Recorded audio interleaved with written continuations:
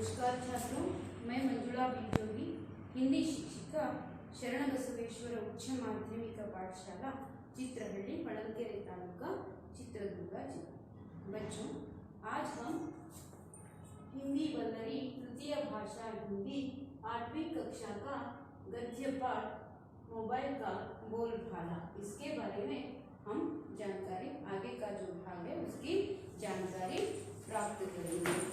तो हम सबसे पहले क्या किया था, मोबाइल का बोलबाला इस पाठ का आधा भाग हमने उसकी जानकारी प्राप्त की थी। कहाँ तक, जो मोबाइल और टेलीफोन के बीच वार्तालाप होता है, कैसे, क्योंकि बहुत टेलीफोन नाराज है ना। क्यों नाराज है, इसकी वजह क्या है, हम देखते जाते हैं। तो अभी मोबाइल क्या कर रहा है, अपना राज चला रहा है, लेकिन टेलीफोन एक कमरे में धूल जमी हुई है उसके ऊपर, और बाजू में आकर कौन बैठता है, मोबाइल बैठता है। तो उसे गुस्सा आता है, कितने दिन हो गए मेरे साथ कोई भी बात नहीं करते, मैं कितना अच्छा गाता था और सुर में गाता था, और मेरे साथ सभी मेरे द्वारा बातचीत करते थे। मेरी घर की मालकिन भी मुझे थोड़ी भी धूल बैठने के लिए नहीं देती, वैसा साफ कर देती। लेकिन आज क्या हुआ है कि कोई भी मेरी पूछताछ नहीं कर रहे हैं, मेरी देखभाल नहीं कर रहे हैं, सिर्फ आपके बारे में बात कर रहे हैं। तो क्या देखने में बहुत बड़ा भी नहीं हो, ना मूंछ है ना पूंछ है, फिर भी तुम्हारी इतनी पूछ क्यों करते हैं, ऐसा कह देने के बाद तब मोबाइल उत्तर देता है, देखो तुम मेरे बड़े भाई हो, ऐसा करना नहीं है, गुस्सा मत करो, क्योंकि तुम्हारा राज इतने दिन तक चलते आ रहा था, लेकिन आज क्या हुआ है, तुम बड़े हो गए हो, बूढ़े हो गए हो, इसीलिए एक न एक दिन सभी को बूढ़े होना ही है। तो आज आपकी स्थिति आ गई है, या आपकी हालत ऐसी हो गई है कि तुम चुपचाप बैठे हो, मेरा राज चल रहा है, इसमें मेरी क्या गलती है, मैंने क्या किया है, आपके लिए मैं क्या कर सकता हूँ, तू जो बताता है मैं करूँगा, इस प्रकार कौन बोलता है, मोबाइल बोल देता है ना। उसके साथ साथ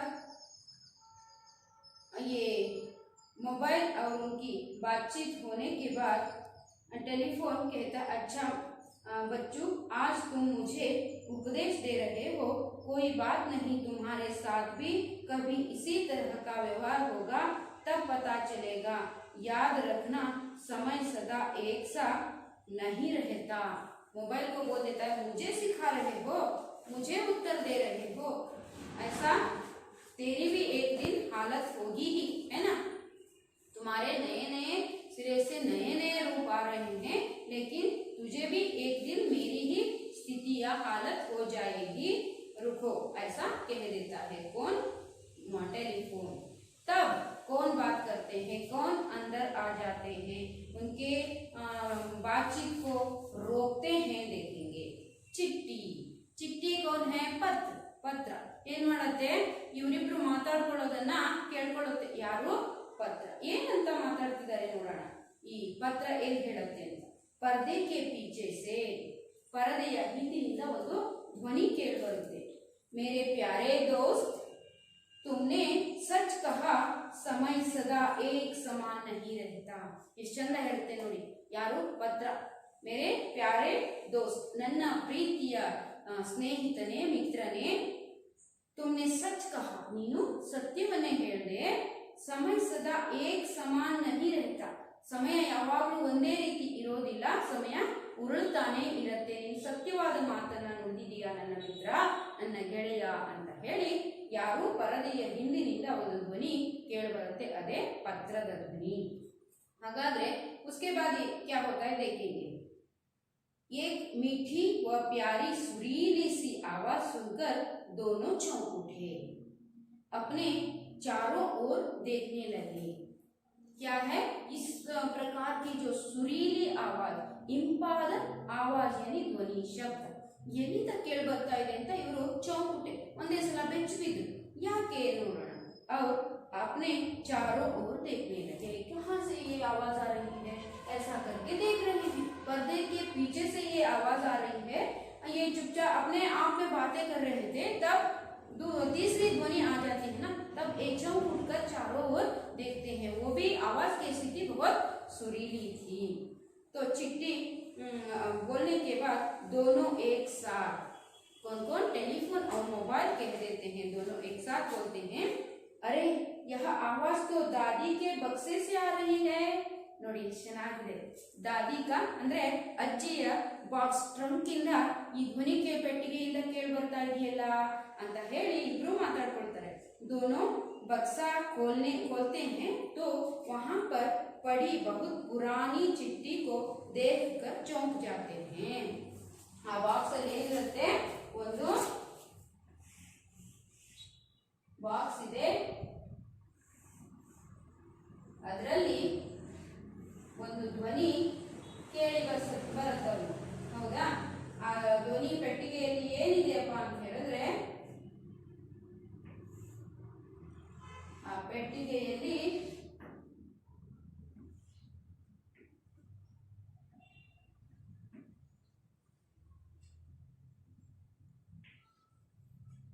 ಈ ತರ ಮುಚ್ಚಿದ್ರೆ ಆಗುತ್ತೆ, ಹೌದಾ? ಆ ಬಾಕ್ಸ್ ಅಲ್ಲಿ ಯಾವ ರೀತಿ ಶಬ್ದ ಕೇಳಿ ಬರುತ್ತೆ ನೋಡೋಣ। ಅದೇ ಯಾರನ್ನು ಮಾತಾಡ್ತಿರೋದು, ಟ್ರಂಕ್ ಅಲ್ಲಿ ಅಂದ್ರೆ ಬಾಕ್ಸ್ ಪೆಟ್ಟಿಗೆ, ಅಜ್ಜಿಯ ಪೆಟ್ಟಿಗೆಯಲ್ಲಿ ಇದ್ದಂತಹ ಪತ್ರಗಳು, ಹೌದಾ? ಆ ಪತ್ರಗಳು ಏನ್ ಮಾಡ್ತಿದಾವೆ, ಮಾತಾಡ್ತಿದಾವೆ। ಅದನ್ನ ತೆಗೆದು ಓಪನ್ ಮಾಡಿ ನೋಡ್ತಾರೆ। ಬಹುತ್ ಪುರಾನಿ ಚಿಟ್ಟಿ ಕೋ ದೇಖಕರ್ ಚೌಂಕ್ ಜಾತೆ, ತುಂಬಾ ಹಳೆಯ, ಪುರಾಣ ಅಂದ್ರೆ ಹಳೆಯ ಪತ್ರಗಳನ್ನ ನೋಡಿ ಆಶ್ಚರ್ಯಗೊಳ್ತಾರೆ, ಚಕಿತಗೊಳ್ತಾರೆ, ಬೆಚ್ಚುತ್ತಾರೆ। ಅವಾಗ ಚಿಟ್ಟಿ, मेरे प्यारे ट्रिंग ट्रिंग, जो स्थिति आज तुम्हारी है उसे मैंने भी भुगता है। भुगतना ಅಂತ ಹೇಳಿದ್ರೆ ಬರ್ಕೊಳ್ಳಿ, ಏನು, ನಾನು ಕೂಡ ಅನುಭವಿಸಿದ್ದೇನೆ ಅಂತ ಹೇಳುತ್ತೆ। ಯಾರು, ಚಿಟ್ಟಿ, ಮೇರೆ ಪ್ಯಾರೆ ಟ್ರಿಂಗ್ ಟ್ರಿಂಗ್, ನನ್ನ ಪ್ರೀತಿಯ ಟ್ರಿಂಗ್ ಟ್ರಿಂಗ್ ಅನ್ನುವಂತ ಟೆಲಿಫೋನ್ ಮಿತ್ರನೇ, ಜೋ ಸ್ಥಿತಿ ಆಜ್ ತುಮಾರಿ ಹೈ, ಇವತ್ತು ನಿನ್ನ ಪರಿಸ್ಥಿತಿ ಇದೆಯಲ್ಲ ಅದು ನಂದು ಕೂಡ, ಮತ್ತು ಬಹಳ ದಿನದಿಂದ ನಾನು ಅದನ್ನ ಅನುಭವಿಸ್ಕೊಂಡೇ ಬಂದಿದ್ದೀನಿ ಅಂತ ಹೇಳಿ ಚಿಟ್ಟಿ ಹೇಳುತ್ತೆ। ಅಫ್ಸೋಸ್ ಕರ್ತೆ ಹುಯೆ, ತುಂಬಾ ಬೇಜಾರಿನಿಂದ ಹೇಳ್ಕೊಳ್ಳುತ್ತೆ ಟೆಲಿಫೋನ್। वो कैसे ಅಂತ ಹೇಳಿ ಟೆಲಿಫೋನ್ ಚಿಟ್ಟಿಗೆ ಕೇಳುತ್ತೆ। ಚಿಟ್ಟಿ, हाय क्या दिन थे, अब मेरे अंदर गुलाब की पत्तियां, जब मेरे अंदर गुलाब की पत्तियां रख कर प्रेमी प्रेमिका एक दूसरे को भेजते थे, बार बार मुझे चूमा जाता था।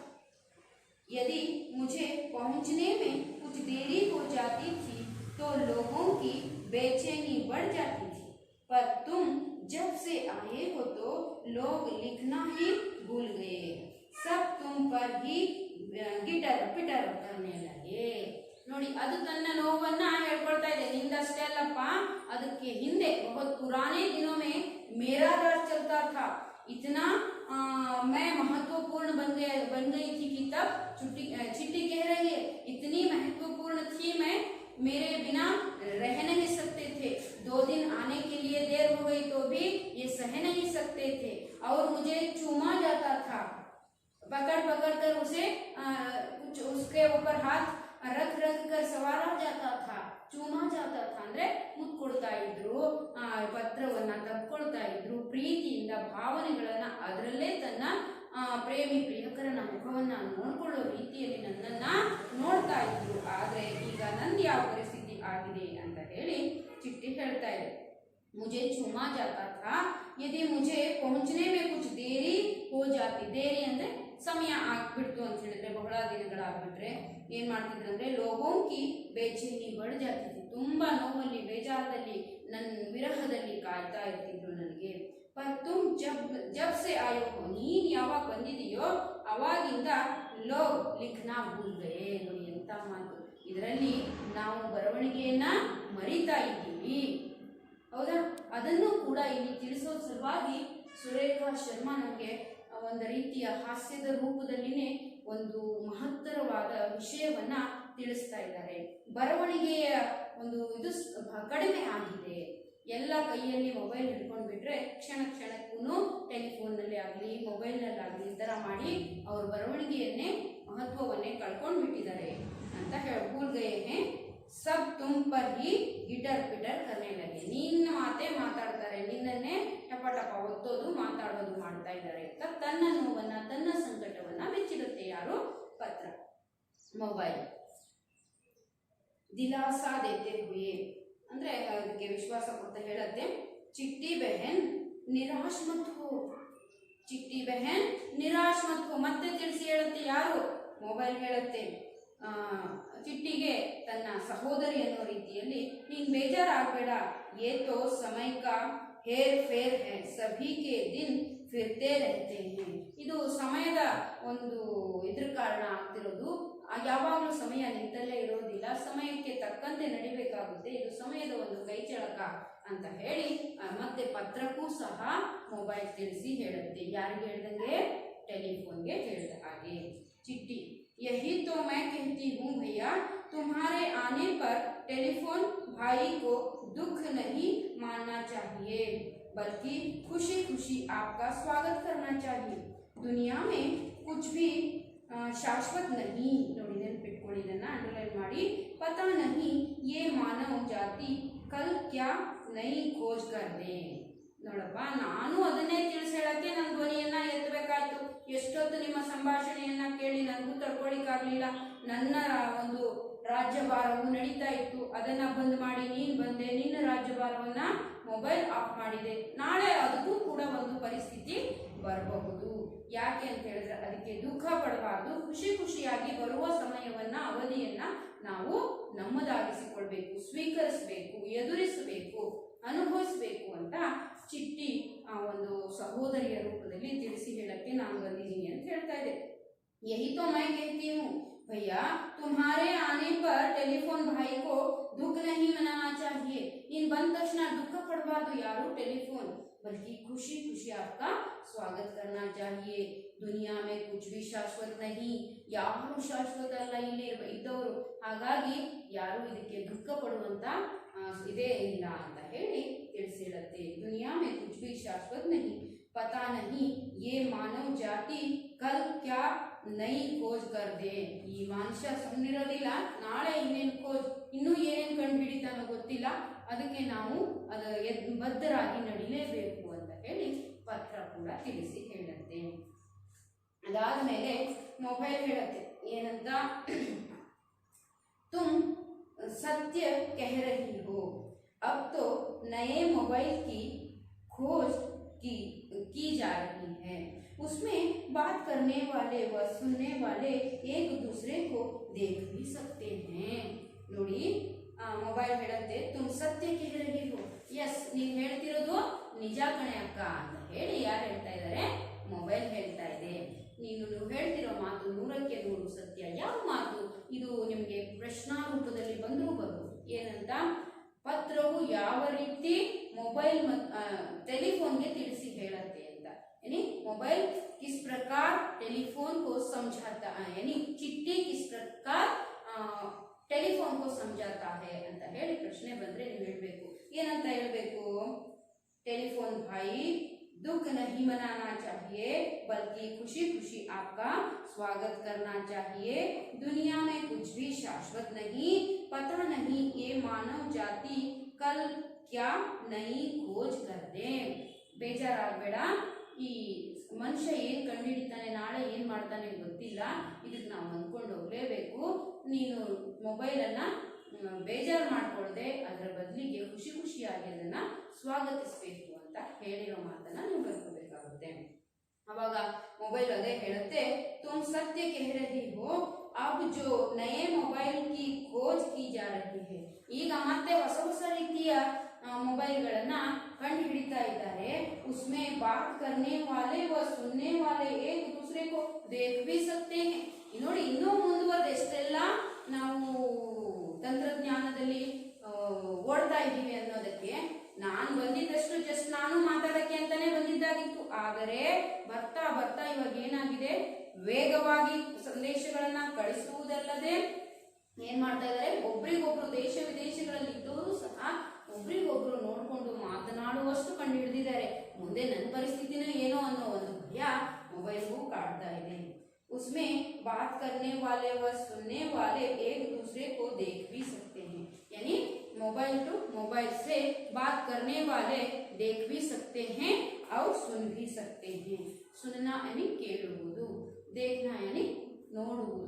ನೋಡಕ್ಕೂ ರೂಢಿ ಮಾಡ್ಕೊಂಡಾರೆ. ಇವಾಗ ಏನ್ ಮಾಡ್ತಾರೆ, ವಿಡಿಯೋ ಕಾಲ್ಗಳನ್ನ ಮಾಡ್ತಾರೆ. ಹಾಗಾಗಿ ಒಬ್ರಿಗೊಬ್ರು ನಾವು ನಮಗೆಲ್ಲ ಗೊತ್ತೇ ಇದೆ, ನೀವು ಅದನ್ನೆಲ್ಲ ತುಂಬಾ ಚೆನ್ನಾಗಿ ಅಚ್ಚುಕಟ್ಟಾಗಿ ಮಾಡ್ತಾ ಇದ್ದೀರಾ. ಅದೇ ರೀತಿ ನಮ್ಮ ಪಾಠದ ಎಲ್ಲಾ ಪಠ್ಯ ಭಾಗಗಳನ್ನು ಸಹ ಅಷ್ಟೇ ಶ್ರಮವಹಿಸಿ ಅಚ್ಚುಕಟ್ಟಾಗಿ ಆಸಕ್ತಿಯಿಂದ ನೀವು ಅದನ್ನು ಕೂಡ ಪರಿಪೂರ್ಣಗೊಳಿಸ್ಕೊಂಡು ಓದ್ಕೋಬೇಕು ಅನ್ನೋದು ನನ್ನ ಉದ್ದೇಶ. ಯಾಕೆ ಅಂತ ಹೇಳಿದ್ರೆ ಈಗಿನ ಸಂದರ್ಭದಲ್ಲಿ ನೀವು ಏನು ಮಾಡಬೇಕಾಗುತ್ತೆ, ಈ ಬರೆಯುವಿಕೆ ಮತ್ತು ಓದುವಿಕೆಯನ್ನು ಹೆಚ್ಚು ಮಾಡ್ಕೋಬೇಕಾಗುತ್ತೆ. ಈ ಪಾಠಗಳನ್ನು ನೀವು ಆನ್ಲೈನ್ ಮುಖಾಂತರ ಕೇಳ್ತಾನೆ ಬರೆಯುವಿಕೆಯನ್ನು ಪ್ರಾಕ್ಟೀಸ್ ಮಾಡಿ, ಅದನ್ನು ಮರೆಯೋಕ್ಕೆ ಹೋಗಬಾರ್ದು. ಕೆಲವರಿಗೆ ಸುಂದರವಾಗಿ ಸ್ಪಷ್ಟವಾಗಿ ಸ್ಫುಟವಾಗಿ ಮಾತಾಡ್ತಾರೆ, यानी बहुत अच्छा बात करते हैं, स्पष्टता से बात करते हैं, बहुत सुंदर रूप से बात करते हैं, लेकिन लिखने के लिए कह देते हैं तो लिखावट अच्छी नहीं होती और वहाँ पर गलतियाँ भी करते हैं। तो इसीलिए बच्चों आप अभी से क्या करना है, लिखने को छोड़ना नहीं है। निरंतर एक शिक्षा ही एक सरिता के समान है, निरंतर रूपी बहने वाली एक नदी के समान, यानी सरिता यानी नदी, ಹರಿಯುವ ಕಲಕಲ ಹರಿಯುವ ನದಿಯಂತೆ ಈ ಶಿಕ್ಷಣ. ಹಾಗಾಗಿ ನೀವೇನ್ ಮಾಡಬೇಕು, ಅದರ ಜೊತೆಗೆ ನಾವು ಕೂಡ ಬರವಣಿಗೆಯನ್ನ ಗ್ರಹಿಸುವಿಕೆಯನ್ನ ಅರ್ಥ ಮಾಡ್ಕೊಳ್ಳೋದನ್ನ ನಾವು ಕಲ್ಕೋಬೇಕು. ನೀವು ಓದಿದ್ದನ್ನ ಒಂದು ಟೈಮ್ ನಾವು ಹೇಳ್ತಾನೆ ಇರ್ತೀವಿ, ಬರೆದು ತೆಗೆದ್ರೆ ಅಂತ ಹೇಳಿ. ಕೆಲವು ಮಕ್ಕಳಿಗೆ ಹಾಗಲ್ಲ, ನಾನು ಓದ್ಕೊಂಡಿದ್ದೀನಿ ಬಂದ್ಬಿಡತ್ತೆ ಅಂತ. ऐसा नहीं है, सुनने के बाद आप समझने के बाद आप पढ़कर समझते हैं ना, समझने के बाद आपको लगता है मुझे समझ में आया है, लेकिन 10 मिनट बाद या आधे घंटे या आधा घंटा होने के बाद आपको लगता है कुछ वहाँ उसमें भूल गया है मैं, लेकिन कुछ पॉइंट्स वहाँ पर आप भूल चुके होते हैं। वही 1 घंटे के बाद और 4 पॉइंट्स भूल गए होते हैं। वैसे ही और एक सब्जेक्ट को या अलग विषय को जानने के बाद आप क्या करते हैं, पूरा भूल जाते हैं। ऐसा नहीं करना है। तब क्या करना है, पूरा वो याद रखना है, तो परिपूर्ण रूप में अपने मन में रखना है। तो क्या करना है बच्चों, आप लोग उसे 2 बार पढ़ना है, उसके साथ साथ 4 बार लिखना है। ज्यादा जो लिखावट होती है, लिखते हैं तब क्या होता है, लिखने के बाद क्या होता है, आप बहुत मशहूर हो जाते हैं और लिखावट भी अच्छी होती है, यानी मेमोरी पावर है ना, वो भी आपकी बढ़ती है। इसीलिए एकाग्रता ज्यादा हो जाती है, लिखावट सुंदर हो जाती है। इसलिए आपको क्या करना होगा, पढ़ाई करना है। तो बच्चों अब हम देखेंगे कुछ इस भाग में आए हुए प्रश्नों के बारे में या शब्दार्थ के बारे में देखते जाएंगे। सदी का अर्थ होता है युग, उदास यानी निराश, ನಿರಾಸೆಯಾಗಿರುವುದು. ಮೂಂಚ್ ಅಂದ್ರೆ ಮೀಸೆ ಹೇಳಿದೀನಿ ನಿಮಗೆ. ಪೂಂಚ್ ಅಂತ ಹೇಳಿದ್ರೆ ಬಾಲ, ದುಮ್ ಅಂತ ಕೂಡ ಕರೀತಾರೆ. ಟೇಲ್ ಅಂತ ನಾವು ಹಿಂದಿಯಲ್ಲಿ ಇಂಗ್ಲಿಷಲ್ಲಿ ಕರಿತೀವಿ. ಔಕಾತ್ ಅಂದ್ರೆ ಯೋಗ್ಯತೆ, तेरी औकात ही क्या ಅಂತ ಹೇಳ್ತಾರೆ. ನಿನ್ನ ಯೋಗ್ಯತೆನಾದ್ರೂ ಏನು ಅಂತ. औकात का अर्थ होता है योग्यते, ಅದನ್ನ ಬರ್ಕೋಬೇಕು ನೀವು. उसके बाद गुस्सा, गुस्सा करना ಅಂದ್ರೆ ಕೋಪ ಮಾಡ್ಕೊಳ್ಳೋದು, ಕ್ರೋಧಿತ ಹೋನ. ಮಾಫಿ ಮಾಂಗ್ತಾ ಹೂ ಅಂತ ಹೇಳ್ತಾರೆ. ಏನಂದ್ರೆ ಅರ್ಥ ಕ್ಷಮೆ ಕೇಳುವುದು. ಛಾತಿ ಯಾನಿ ಸೀನಾ, ನಾವು ಅದನ್ನ ಚೆಸ್ಟ್ ಅಂತ ಕೂಡ ಕರಿತೀವಿ, ಎದೆ ಅಲ್ವಾ. तो जुदाई ಅಂತ ಹೇಳಿದ್ರೆ ವಿಚಡನ, ಬೇರೆಯಾಗೋದು, ದೂರ ಆಗೋದು ಅಂತ ಕೂಡ ಅರ್ಥ ಆಗುತ್ತೆ. ಕಸೂರ್, ನನ್ನ उसमें मेरी यानी मेरा क्या कसूर है ಅಂತ ಹೇಳ್ತಾರೆ. कसूर का अर्थ होता है यहाँ पर दोष, ನನ್ನ ದೋಷವೇನು ಅನ್ನೋತರ. ದೋಷ ಅಂತ ಕಸೂರ್ ಅನ್ನೋ ಶಬ್ದ, ಇವೆಲ್ಲ ನಿಮ್ಗೆ ಗೊತ್ತಿರಲ್ಲ. तो उसके बाद धूम का अर्थ होता है वैभव, धूम मचा लो ಅಂತ ಹೇಳ್ತೀವಿ ನಾವು. ಹೌದಾ. ಧೂಮ್ ಅಂದ್ರೆ ವೈಭವ ಅಂತ, ಟಾಟ್ ಬಾಡ್ ಅಂತ ನಾವು ಹೇಳ್ತೀವಿ. हाल यानी स्थिति, मैंने कहा था अभी अभी पढ़ाते समय कहा था ಸ್ಥಿತಿ ಅಂತಾನೂ ಕರಿತೀವಿ, ಹಾಲ್ ಅಂತ ಕೂಡನು ಕರಿತೀವಿ. ಹೌದಾ. ಹಾಗಾಗಿ ಹಾಲ್ ಅಂದ್ರೆ ಯಾವ ಹಾಲು ಅಲ್ಲ, ಮೊಸರು ಅಲ್ಲ. ಹಿಂದಿಯಲ್ಲಿ ಹಾಲ್ का अर्थ होता है ಪರಿಸ್ಥಿತಿ, ಸ್ಥಿತಿ. ಮುಖಡ ಅಂದ್ರೆ ಚೆಹರಾ, ಮುಖ ಅಂತ ಕೂಡ ನಾವು ಹೇಳ್ತೀವಿ. उसके बाद नाराज यानी आक्रोश होना, ಬೇಜಾರಾಗುವುದು. अग्रज यानी अग्र यानी प्रथम, ज यानी जनिसु, ಮೊದಲು ಹುಟ್ಟಿದ್ದು ಅಥವಾ ಬಡ, ದೊಡ್ಡದು ಅಂತ ನಾವು ಬಡ ಭಾಯಿ ಅಂದ್ರೆ ಮೊದಲು ಹುಟ್ಟಿದವನು ಅಗ್ರಜ ಅಂತ ಹೇಳ್ತೀವಿ. उसके बाद आवाज यानी ध्वनि. मजाल का अर्थ होता है सामर्थ्य, एबिलिटी. मजाल ಅಂದ್ರೆ ಸಾಮರ್ಥ್ಯ, ಯೋಗ್ಯತೆ, ಎಬಿಲಿಟಿ. ಸಲೋನಾ, ಸಲೋನೆ ಅಂತ ಹೇಳ್ತಾರೆ. सलोने ಅಂತ ಹೇಳಿದ್ರೆ ಸುಂದರವಾದ ಅಂತ ಕೂಡ ಅರ್ಥ. सच का अर्थ होता है सत्य, ಇದು ನಮಗೆ ಗೊತ್ತೇ ಇದೆ. वक्त यानी समय. उसके बाद चिट्ठी ಅಂದ್ರೆ ಪತ್ರ. चौंकना यानी चकित होना, ಆಶ್ಚರ್ಯ ಪಡುವುದು, ಬೆಚ್ಚಿ ಬೀಳುವುದು. अफसोस यानी ಬೇಜಾರು ಮಾಡಿಕೊಳ್ಳುವುದು, ವಿಷಾದವನ್ನ ವ್ಯಕ್ತಪಡಿಸುವುದು, ದುಃಖವನ್ನ ವ್ಯಕ್ತಪಡಿಸುವುದು. दिलासा का अर्थ होता है सांत्वना. ಇವೆಲ್ಲ ಶಬ್ದಗಳು ಹೊಸದು ನಿಮಗೆ, ಹಾಗಾಗಿ ದಿಲಾಸಾ का अर्थ होता है ನೀವು ಸಾಂತ್ವನ, ಸಮಾಧಾನ ಹೇಳೋದು, ಶಾಂತಗೊಳಿಸುವುದು ಅಂತ ಅರ್ಥ. उसके बाद सांत्वना ಅಂತ ಕೂಡ ಹಿಂದಿಯಲ್ಲಿ ಕರೀತಾರೆ.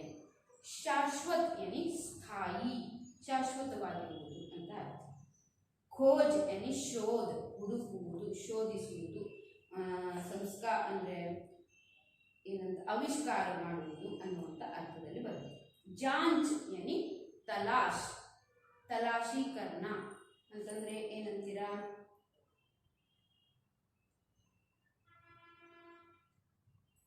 ತಲಾಶ್ ಅಂತ ಹೇಳಿದ್ರೆ ಪರಿಶೀಲನೆ ಮಾಡುವುದು, ಪರಿಶೀಲಿಸುವುದು. ಸಫರ್ ಅಂತ ಹೇಳಿದ್ರೆ ಯಾತ್ರಾ ಅಂತ, ಪ್ರಯಾಣ ಅಂತ ಕೂಡ ನಾವು ತಗೊಳ್ತೀವಿ. ಯಾವುದು ಸಫರ್.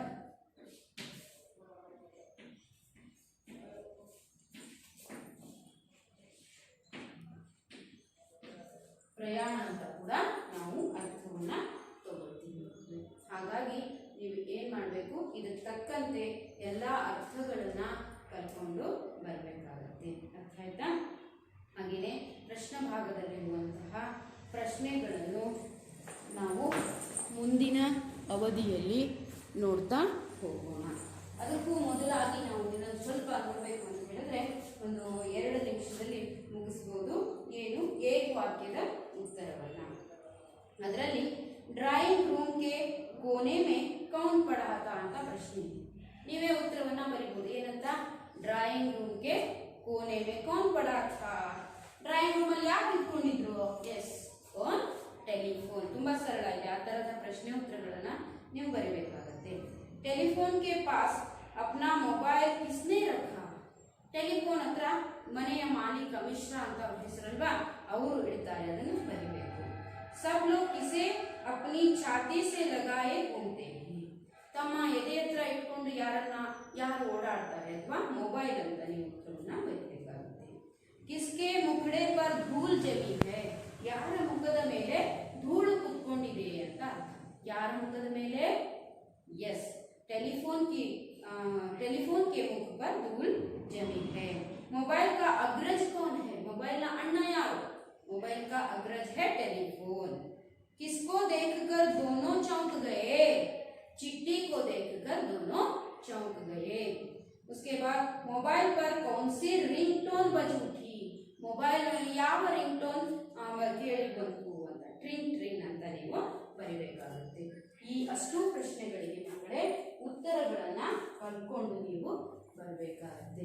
अर्थ आएगा इल्लीवरेगे अब तक जो मैंने पढ़ाया ये आप लोगों को पूर्ण रूप से इस पाठ का भाग समझ में आया है, मैं ऐसा समझती हूँ। और उसके आगे के प्रश्नों का उत्तर भी आप थोड़ा देखकर आ जाइए। धन्यवाद।